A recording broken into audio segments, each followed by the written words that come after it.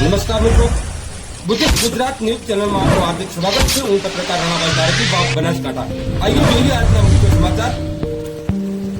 નમસ્કાર મિત્રો, થરાદથી તાજા આજે સમાચાર મળી રહ્યા છે। આવો જોઈએ બુદ્ધિસ્ટ ગુજરાત ન્યૂઝ ચેનલની સાથે। બનાસકાંઠાના થરાદ તિરુપતિ કપાસિયા તેલના ડુપ્લિકેટ ડબ્બા ઝડપાયા।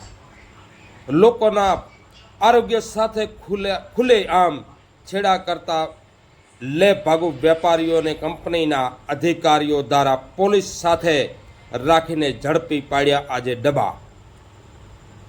આરોગ્ય વિભાગના ફૂડ એન્ડ ડ્રગ્સ વિભાગના અધિકારીઓ કુંભકર્ણ નિંદામાં સૂતા રહ્યા।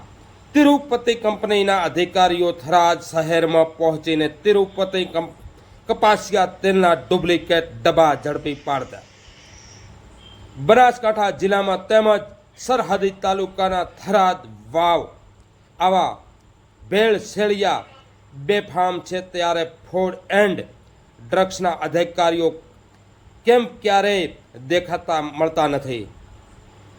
આવો જોઈએ આજના તાજા સમાચાર।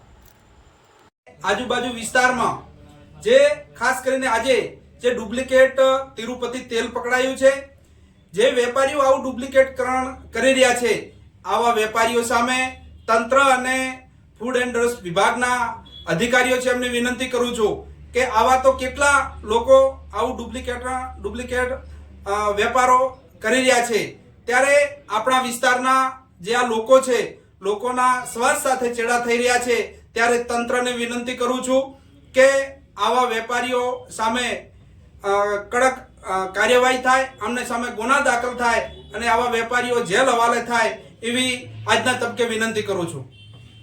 તાજેતરમાં થરાદમાં તથા આજુબાજુના પંથકોમાં ડુપ્લિકેટ ખાદ્ય પદાર્થો પકડાય છે અને તંત્ર દ્વારા 6 મહિના 12 મહિને ક્યારેક રેડ કરી અને દેખાડો કરવામાં આવે છે। ખરેખર લોકોના આરોગ્ય જોડે બહુ ચેડા થાય છે અને વેપારી મિત્રોને પણ મારી વિનંતી છે કે આવા ડુપ્લિકેટ ખાદ્ય પદાર્થો ન વેચવા જોઈએ અને તંત્ર દ્વારા ખાદ્ય પદાર્થો વેચે છે એમને અને ખાદ્ય પદાર્થો બનાવે છે એમને જડમૂળથી દૂર કરવા જોઈએ।